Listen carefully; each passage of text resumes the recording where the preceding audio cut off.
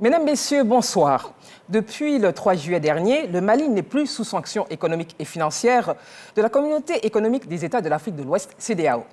Le gouvernement de transition malien ayant consenti à un retour à un régime civil en février 2024, ce qui a favorisé l'allègement de ces sanctions. Alors, quelles sont les urgences auxquelles le Mali va devoir faire face? Qu'est-ce qui va fondamentalement changer dans le quotidien des populations? Comment la transition va pouvoir tenir les délais du retour à la normalité constitutionnelle? Ça fait l'actualité de ce jour se penche sur CEDEAO, levée des sanctions contre le Mali et après. Je vous invite à suivre ce papier libre réalisé par David Soyo. Après 6 mois d'embargo, les chefs d'État de la CEDEAO viennent de lever les sanctions économiques et financières contre le Mali. Pour rappel, la CEDEAO a pris des sanctions contre Bamako après le coup de force orchestré par les militaires au pouvoir. 24 semaines après, la coopération économique peut reprendre entre le Mali et ses voisins. Décision prise ce dimanche 3 juillet 2022 lors du 61e sommet de l'organisation ouest-africaine à Accra. Les différentes frontières terrestres et aériennes peuvent à nouveau s'ouvrir. Ils ont également décidé que les sanctions prises en termes de rappel des ambassadeurs des pays membres de la CEDEAO, cette sanction est également levée. Donc les ambassadeurs pourront rentrer à Bamako, au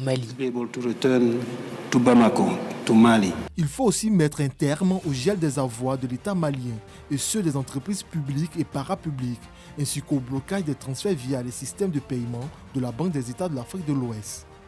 Bamako peut désormais jouir de ses fonds disponibles à la BCEAO, celui qui lui confère la reprise de ses activités commerciales et financières en toute liberté avec ses voisins d'Afrique de l'Ouest. Par ailleurs, l'organisation ouest-africaine a approuvé le calendrier de 2 ans proposé par le gouvernement de transition de Choguel Maïga pour retrouver la légalité constitutionnelle. Légalité constitutionnelle qui sera marquée par une série de scrutins jusqu'en mars 2024.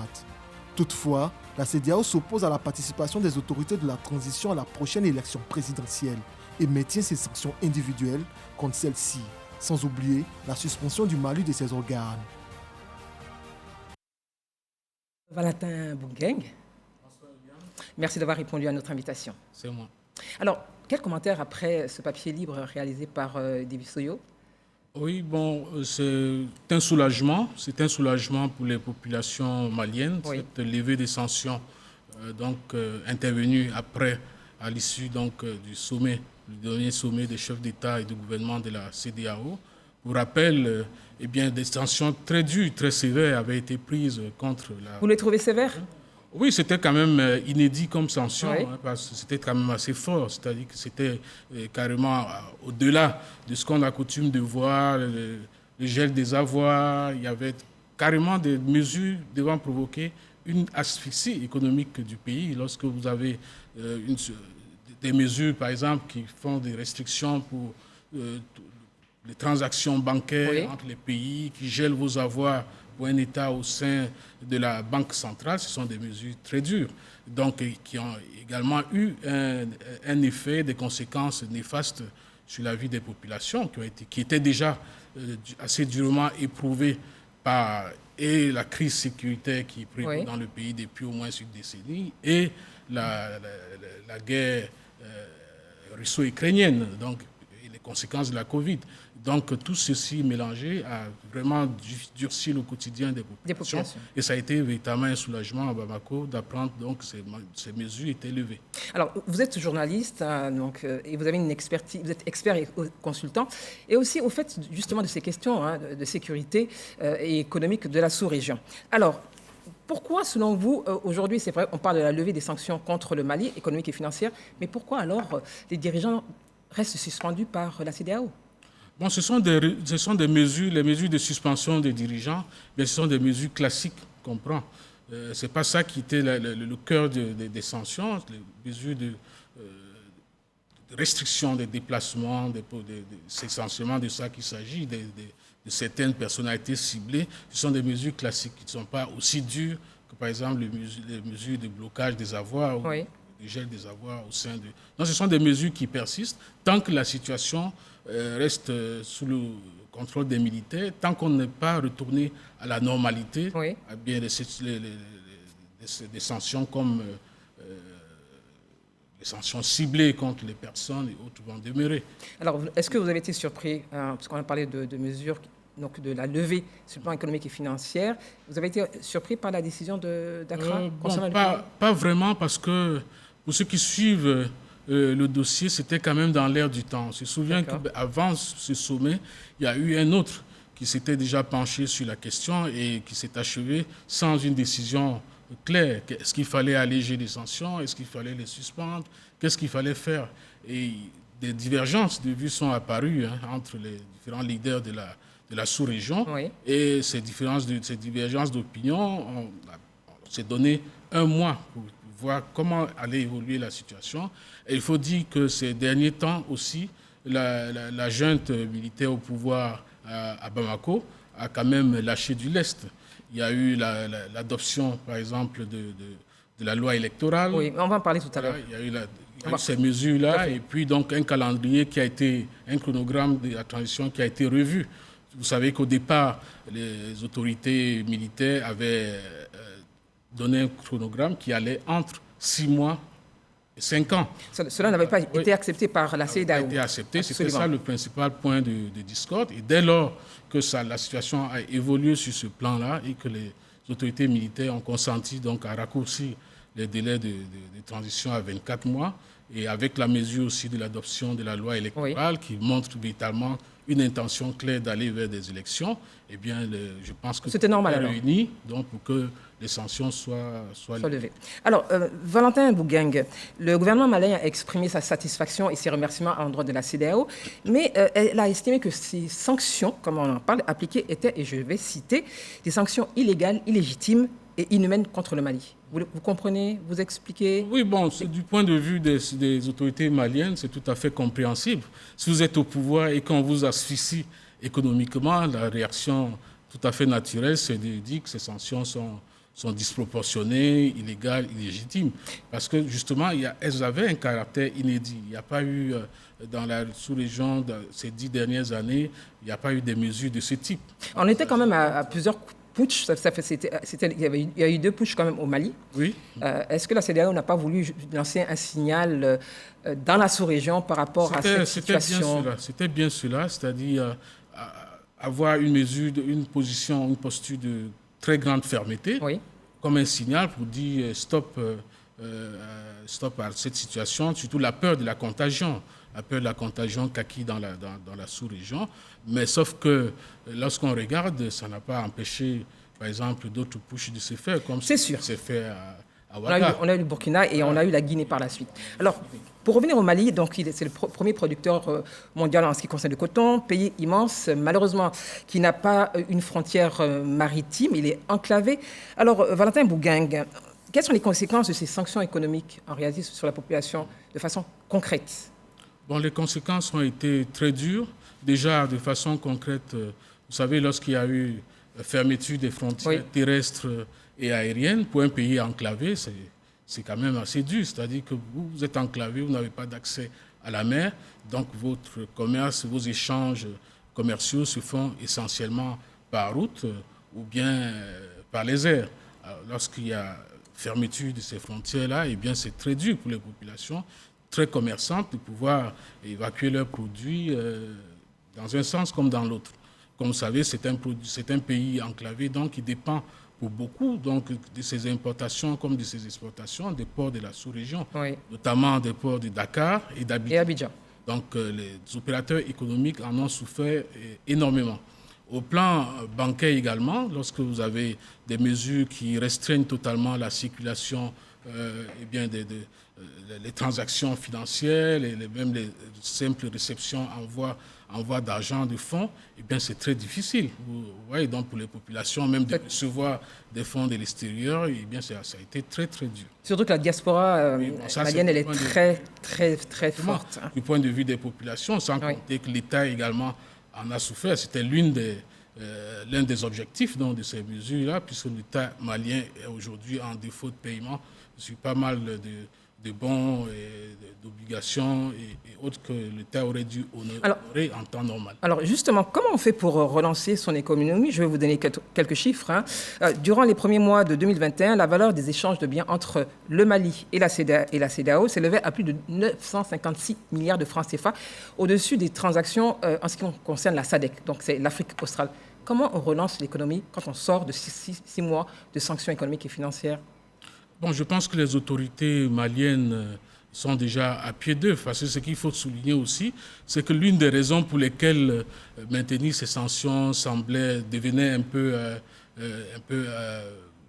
anachronique, c'était le fait qu'il y a eu une résistance stoïque plus que prévue des autorités maliennes. Est-ce que ce n'est pas parce que le Mali a contourné un peu cet embargo? J'en viens. Je veux dire que justement, le Mali est parvenu donc à éviter l'étouffement total en réactivant des couloirs, des corridors d'échange comme le corridor Bamako-Conakry et le corridor Bamako-Nouakchott. Est-ce que ce n'était pas la solidarité entre Kaki? Oh oui, bon, on peut penser cela. Bon, ça peut être la solidarité, mais en tout cas, c'était des pays déjà en Guinée, un État donc dirigés par des militaires qui étaient eux aussi en proie à des sanctions qui pouvaient tomber sur le pays d'un moment à un autre. Et il y a une solidarité naturelle. Et puis, il y avait la Mauritanie, où c'était un couloir assez délicat parce que traversant des zones sous contrôle de terroristes. Terroristes ou des mouvements djihadistes et autres. Donc, bon an, mal an, le Mali a pu donc faire face, contourner ces difficultés. Donc, ce qui veut dire que c'est un pays, quand même, des autorités qui ont pu développer une sorte de résilience et qui les habilite aujourd'hui à pouvoir trouver la stratégie qu'il faut pour pouvoir le relancer rapidement. Bon, c'est pas très compliqué sur le champ. C'est déjà, les frontières sont ouvertes. C'est les échanges qui vont donc redémarrer. Et donc, normalement, ça devrait pouvoir reprendre machine assez rapidement. Alors, on va parler justement du volet électoral. Une nouvelle loi électorale a été promulguée le 24 juin dernier. On parle d'un organe unique de gestion des élections, dont le nom est Agence indépendante de gestion des élections. Et il y a une commission chargée de rédiger la nouvelle constitution. Alors, est-ce qu'on peut dire aujourd'hui que les signaux sont au vert? Oui, bon, d'un certain point de vue, on va dire qu'au moins sur le plan... Oui, sur le papier? Oui, sur le papier, donc les choses semblent aller dans le bon sens, sauf qu'il y aura forcément une difficulté quelque part. Pourquoi? Je m'explique, parce que vous savez, la loi électorale dit que les autorités de transition ont tout à fait la possibilité de se présenter aux futures élections à condition de démissionner 4 mois plus tôt. Mais ce n'est pas ce que dit la charte de transition. J'en viens. Donc la charte dit autre chose. Mais la charte dit autre chose, mais il ne faut pas oublier qu'avant l'élection, il y a un référendum constitutionnel. Tout à fait. Il y a une constitution qui va être rédigée. Dans quel sens sera-t-elle rédigée? Puisqu'il y a une constitution dans un pays, c'est la loi suprême. Donc tout dépend de comment sera rédigée la constitution. Est-ce que la constitution prévoira donc la possibilité pour les autorités de transition actuelles de pouvoir se présenter? Eh bien, c'est là où ça risque d'être délicat avec la CEDEAO qui a comme injonction que les autorités actuelles ne se présentent pas au futur scrutin. Alors, vous parliez justement du référendum. Il aura lieu en mars 2023, référendum constitutionnel législatif entre octobre et novembre 2023, et la présidentielle en février 2024. Ce calendrier est-il réaliste au regard de la situation du Mali? J'avoue que ça va être un gros défi de pouvoir le tenir dans des dates telles qu'elles ont été exprimées. La bonne volonté est là, c'est tellement en voulant faire assaut de bonne volonté, montrer sa bonne foi à la communauté internationale pour que les sanctions soient levées. Il fallait donc faire un calendrier qui soit acceptable tout de suite. Mais bon, je pense que même s'il n'est pas respecté en l'état à quelques semaines ou à quelques mois près, c'est déjà ça de gagner, qu'on soit véritablement dans un processus qui amène donc à une restauration de l'ordre constitutionnel. Alors, restauration de l'ordre constitutionnel dans un pays en proie au terrorisme et presque la moitié du territoire est sous le contrôle des groupes djihadistes ou d'autres, on va dire, bandits, parce qu'on ne peut pas leur donner un qualificatif. Entre 2011 et aujourd'hui, le Mali a perdu presque la moitié de son territoire. Comment on organise des élections ou un référendum sur tout le territoire dans ces conditions? Et là, c'est ça la grande gageure, parce qu'on s'étonne toujours, moi en tout cas, je me suis toujours étonné du fait qu'on soit dans une démarche dedans, il faut tout de suite arriver à un ordre constitutionnel normal après 18 mois, 12 mois, 24 mois, alors que les problèmes de fond qui ont amené à ces coups d'État ne sont pas réglés. Et dans le cas du Mali, c'est un problème énorme. Comment organiser des élections des élections crédibles dans un pays où la moitié pratiquement du territoire est hors contrôle de l'État central à Bamako? C'est une grande question. Et aujourd'hui, avec les sanctions qui ont été imposées, ont eu un effet pratiquement contraire à celui qui était attendu par la CEDEAO, c'est-à-dire a plutôt exacerbé le sentiment nationaliste malien, de telle sorte que les Maliens ont plutôt... Est-ce que ce sont les Maliens ou c'est certains Maliens? Oui, bon, on va dire certains Maliens, mais on a vu quand même des foules manifester. Oui. Certains vont dire qu'ils ont été instrumentalisés. Mais le fait est là, c'est qu'une bonne partie du peuple malien a soutenu les autorités de transition par nationalisme en se disant non, mais notre pays est occupé, nous avons de sérieux problèmes et la CEDEAO s'acharne contre nous. C'est comme ça que ça a été vécu. Vous voyez que comme si c'était une injustice et même comme si c'était une situation de 2 poids, 2 mesures, parce qu'on a bien vu que dans les pays environnants où il y a eu également des coups d'État, il n'y a pas eu ce genre de mesures. Ah, vous pensez que c'est 2 poids, 2 mesures? Non, je dis que c'est la perception qui a été faite. Non, je vous demande votre avis. Oui, bon, très clairement, c'est le sentiment que cela donne, puisqu'il y a eu un changement antidémocratique du régime à Bamako, il y a eu des sanctions très, très dures, mais on n'a pas vu les mêmes sanctions à Ouaga, on n'a pas vu les mêmes sanctions à Conakry. Est-ce que les contextes sont les mêmes? Justement, les contextes ne sont pas les mêmes, mais les textes de la CEDEAO n'ont pas prévu de contexte quoi que ce soit. Les textes sont clairs. Dès qu'il y a un changement anticonstitutionnel du régime, voici ce qu'il faut faire. Donc, sauf que maintenant, dans l'application, c'est justement là où je vais envoyer, c'est que dans l'application, il faut bien pouvoir gérer au cas par cas. Et voir que dans telle situation, attention, on ne peut pas être à 100% ferme parce qu'il y a, par exemple, c'est un pays dans un contexte particulier.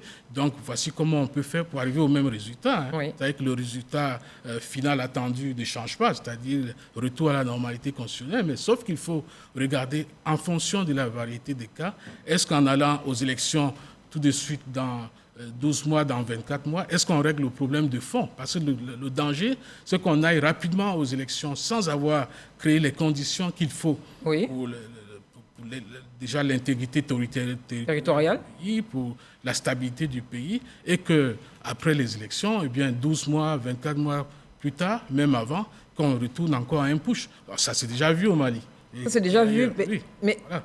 Est-ce qu'il ne faut pas justement, c'est vrai que vous parlez du cas par cas, selon les contextes, c'est pour ça d'ailleurs qu'il y a des médiateurs, mais est-ce qu'il ne faut pas donner aussi un signal fort, justement, pour que chacun reste à sa place, à savoir les militaires dans les casernes, et que les civils assument leurs responsabilités à la tête des États? Oui, c'est cela. C'est ça l'ambiguïté de la situation. C'est-à-dire qu'il faut donner un signal fort.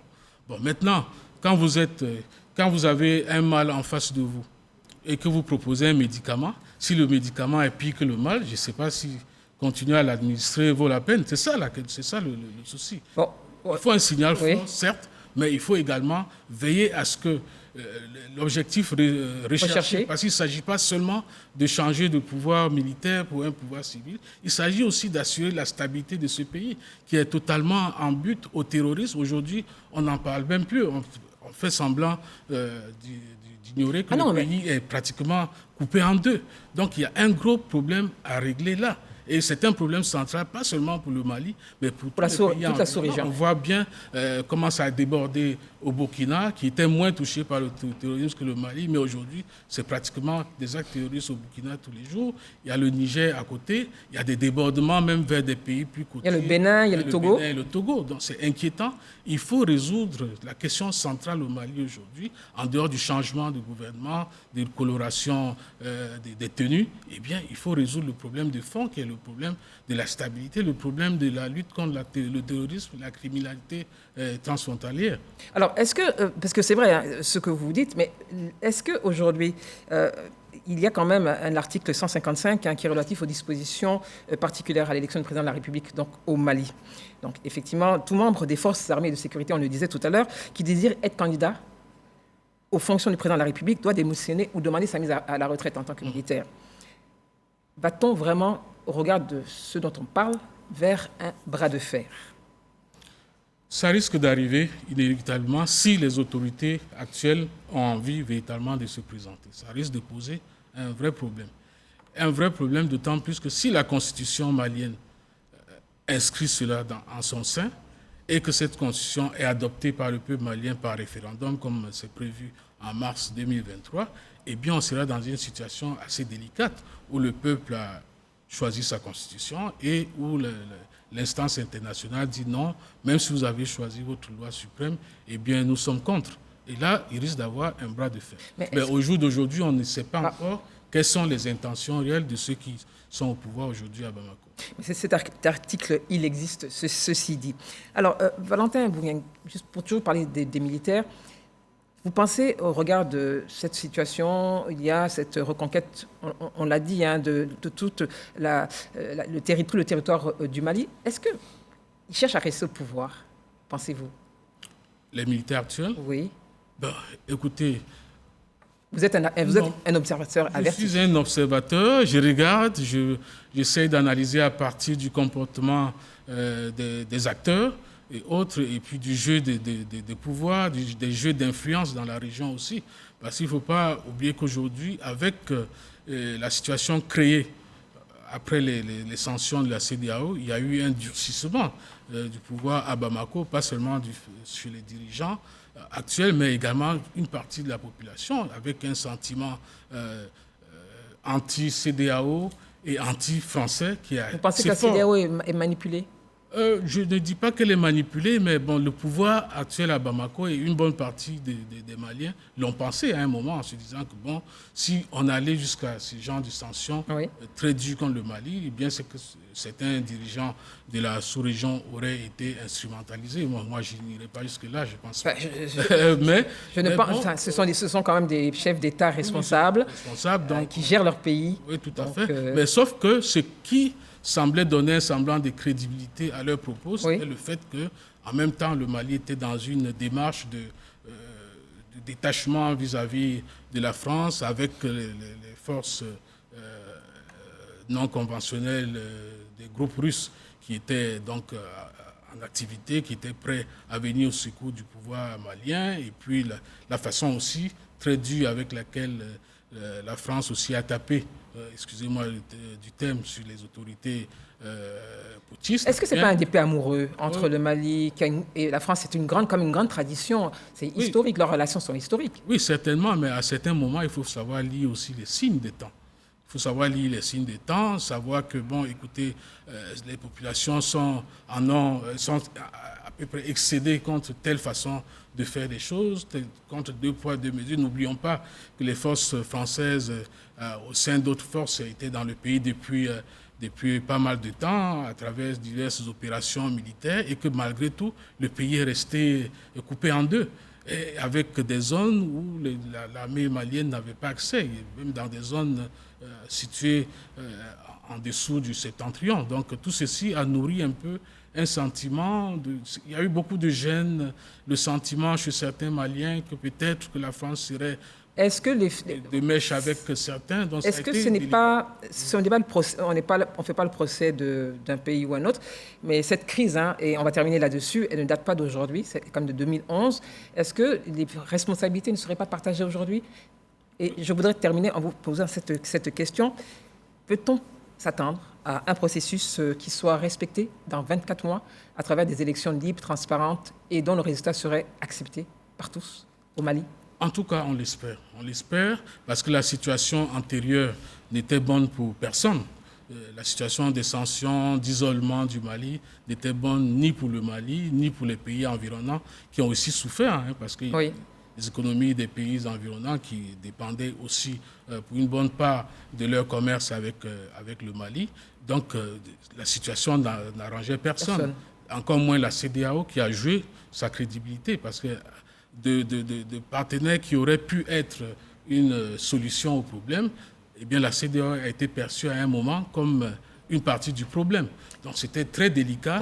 Aujourd'hui, la situation dans laquelle on se trouve, d'allègement, de suspension des sanctions et autres, on doit plutôt, tous les médiateurs, toutes les forces qui comptent dans la région doivent plutôt travailler à faciliter les choses. Le dialogue. On a intérêt à ce que la situation s'envenime, faciliter le dialogue, parce qu'il est de l'intérêt de toute la sous-région que le Mali retrouve sa stabilité.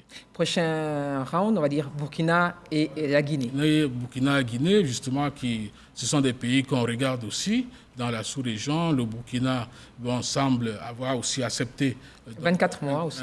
Un chronogramme de 24 mois, ça devrait faciliter les choses. En Guinée, on ne sait pas encore. 30 jours pour proposer. 30 jours, donc les autorités de la sous-région attendent donc dans un mois pour savoir ce qu'il en est.